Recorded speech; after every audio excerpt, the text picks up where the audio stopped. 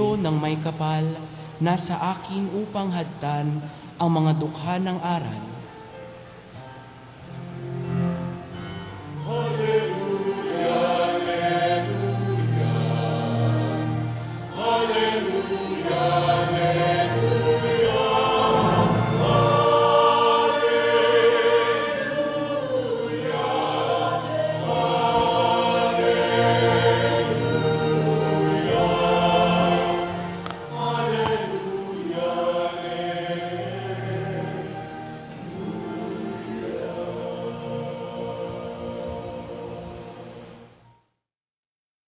Sumainyo ang Panginoon. At sumaiyo rin. Ang mabuting balita ng Panginoon ayon kay San Lucas. Papuri sa iyo, Panginoon.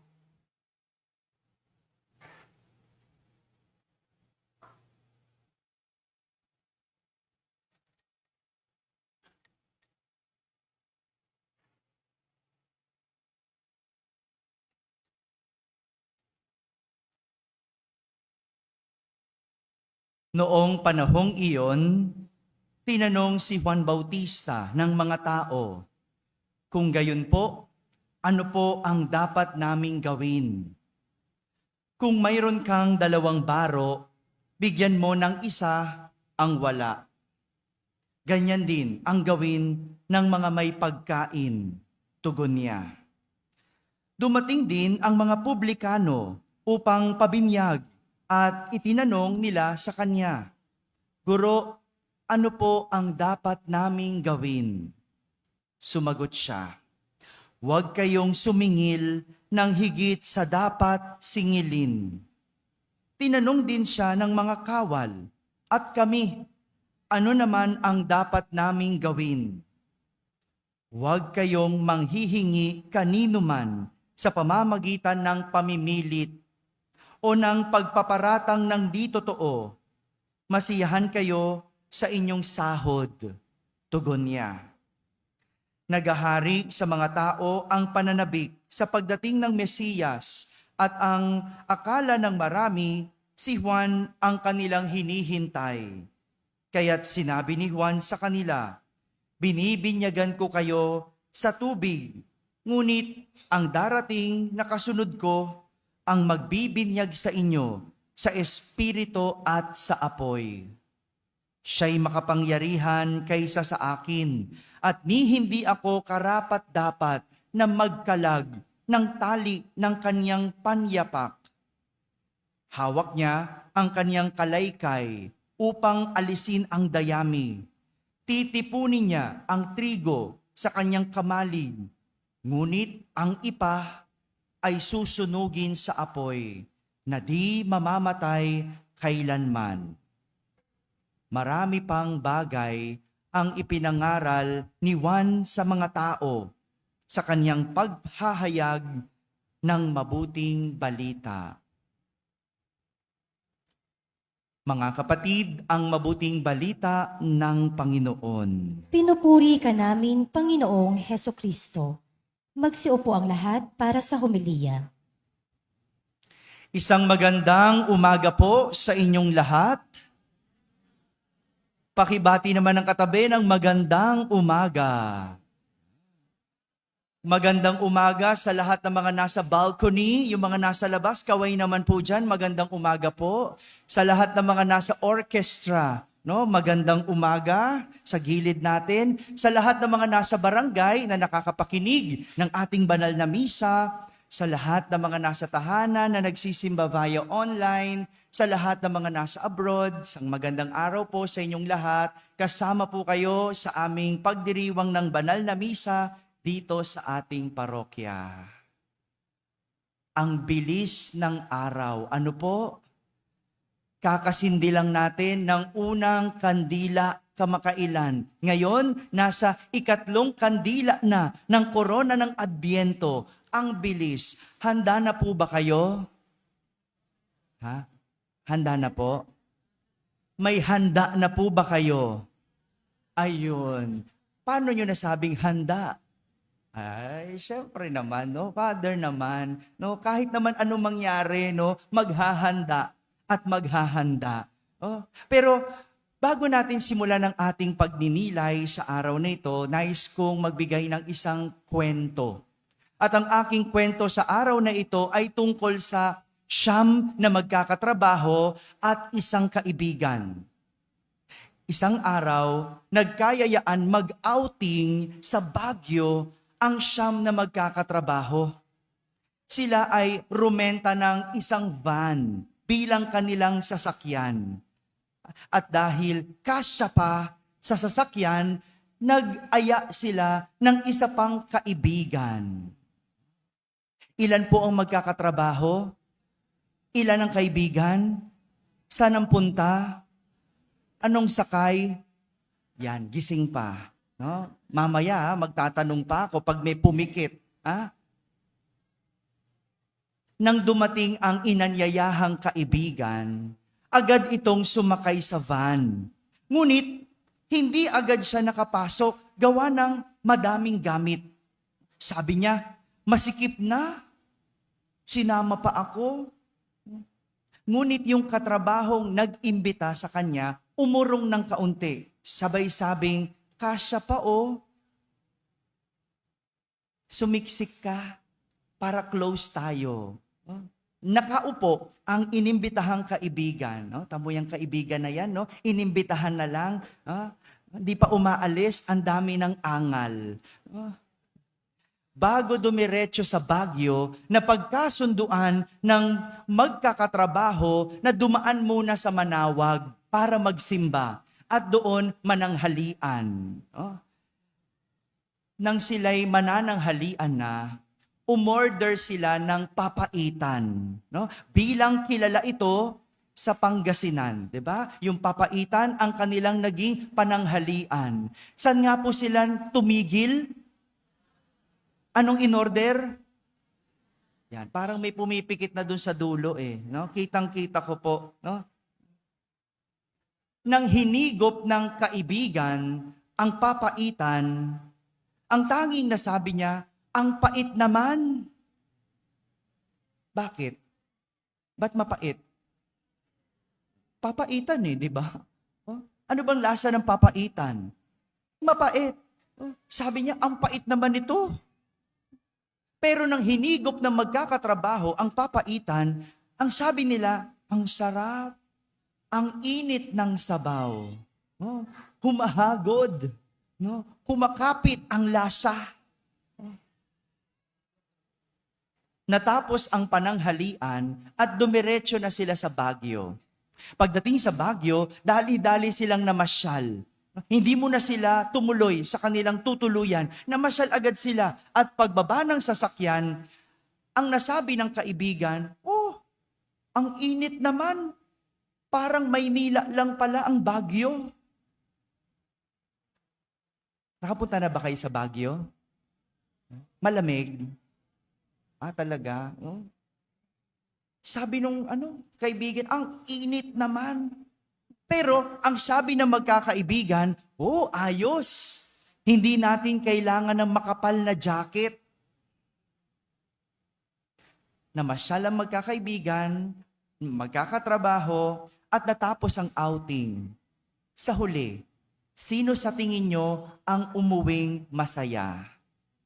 Ang magkakatrabaho na nagkaayaang mag-outing o ang kaibigan na inaya lang sa 3 linggo na ng Adbyento o kilala bilang tawag na Gaudete Sunday. Sabihin nyo nga po, Gaudete Sunday.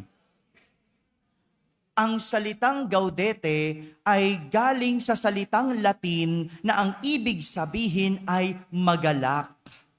Sa Ingles, rejoice. Sabihin nyo nga, magalak. Pakitingnan ng katabi. Mukha ba yang may galak? Mukha ba yang may galak? Ngingisi-ngisi lang yan, pero may pinagdadaanan yan. Ngingiti-ngiti lang yan, pero nahihirapan yan. Natatawa yan, pero nagluluksa yan. Kasi yung galak, hindi natin makikita. Walang makakaalam. Kasi ito yung malalim na kasiyahan ng ang wala. Malinaw? Kung mayroon kang 2 baro, bigyan mo ng isa ang wala. Ganyan din ang sinabi niya sa mga may pagkain. Kung ikaw ay may pagkain, bigyan mo ang wala. Isa, ito naman nanay. Bigyan mo yung wala. Okay? Kung may pagkain ka, bigyan mo ang wala. Kung may baro ka, bigyan mo ang wala. Ang sabi ng mga publikano, kami, anong gagawin namin? Alam niyo po ba kung ano ang isang publikano? Hello? Hindi. Ang isang publikano ay isang tax collector. Sa Tagalog, maniningil ng buwis. Nung panahon ni Jesus, ang mga maniningil ng buwis ay naniningil ng sobra. Dahil ang sobra, ibinubulsa. Ganyan sila noon. Ganyan din ba ngayon? Hoy, hindi ako nagsabi niyan ha. Sila po, pakitutukan nga ng camera tong mga to. No? Sa huli, ako yung mapapatay sa inyo no? Yung mga maniningil ng buwis noon, naniningil ng sobra at ibinubulsa. At ang sabi sa kanila ni Juan Bautista, huwag kayong sumingil ng higit sa dapat singilin. May kilala ba kayong naniningil ng sobra? Meron? Parang parehas tayo ng kilala. Yung nakamotor ba yan? Kilala nyo? Yung malayo pa, amoy mo na. Kilala nyo yon? Naniningil ng sobra. At pinangaralan din ni Juan Bautista ang mga kawal. Alam niyo po kung anong isang kawal? Hello? Hindi? Yes, sundalo. No, sundalo. Sabi niya sa mga sundalo, huwag kayong manghihingi kanino man sa pamamagitan ng pamimilit. Meron bang sundalong namimilit, manghingi? Hindi sundalo. Ayun, kayo nagsabi na, pakitutukan uli sila ng camera. At ang sabi niya, huwag manghingi sa pamamagitan ng pagpaparatang ng hindi totoo. Ang sabi ni Juan, masiyahan kayo sa inyong sahod.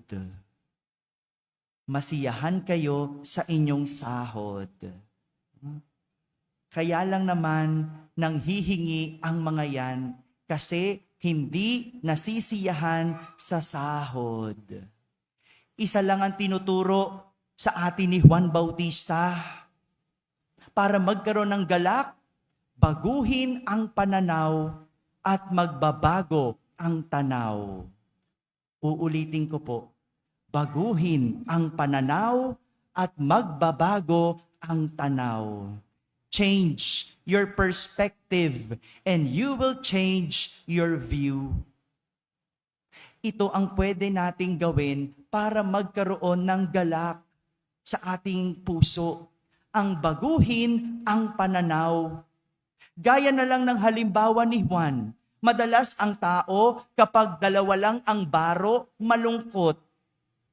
Dahil ang tao magaling magbilang. Kaunti nga lang ito Sa akin nga, kulang pa. Hindi ito kasya. Yan ang pananaw ng karamihan. Ang galing magbilang. Kaya hindi makapagbigay kasi magaling magbilang. Kulang pa sa akin ito. Yun ang kanilang pananaw. Hindi kasya sa amin to. Yan ang pananaw. At ang hindi nakikita ay yung mga taong walang baro. Nakita mo yung kaunting meron ka, pero hindi mo nakita yung taong wala. Hindi natin nakita na mabuti nga, meron pa tayong 2 baro. Merong iba, wala. At kung makikita lang natin ang iba na wala, hindi malayong dapat magalak pa tayo dahil sa 2 ating baro. Hindi ba?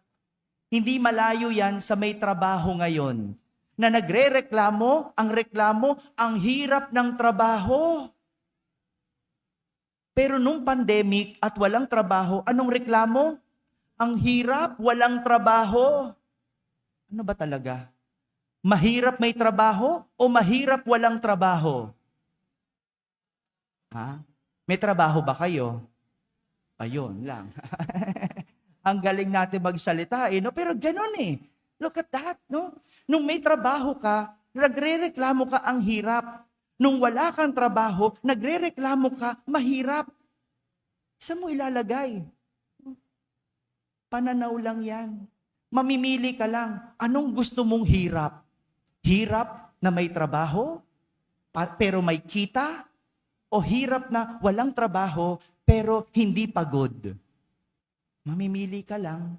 Parang yung kanina, may bisita ako dito, sabi niya, Father, pagdasal mo nga yan para makapag-asawa na. Sabi ko, wag mo siya idamay sa hirap mo. Ha? Diba? Kasi gusto makapag-asawa dahil malungkot, pero meron akong kausap kamakailan, mag-asawa, malungkot pa din. Ano ba talaga? Ha? Sino po may asawa dito? Taas ang kamay. O, ba't ayaw niyong itaas ang kamay niyo? Ayun, iniwan na. Masaya po ba may asawa? Sino walang asawa? Taas ang kamay. Ako. Masaya ba walang asawa? Uy, masaya ako. Bahala kayo dyan. Masaya ako. Pero may scholar ako. Para na rin ako may anak. Ano? Pero ganun eh. Pananaw lang yan. Pagtanaw lang yan.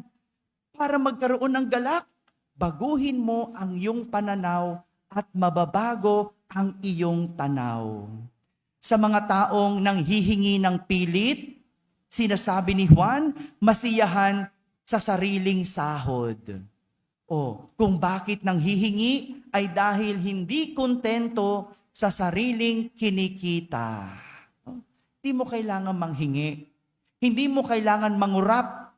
Tignan mo ang sarili mong sahod at masiyahan sa sarili mong kinikita.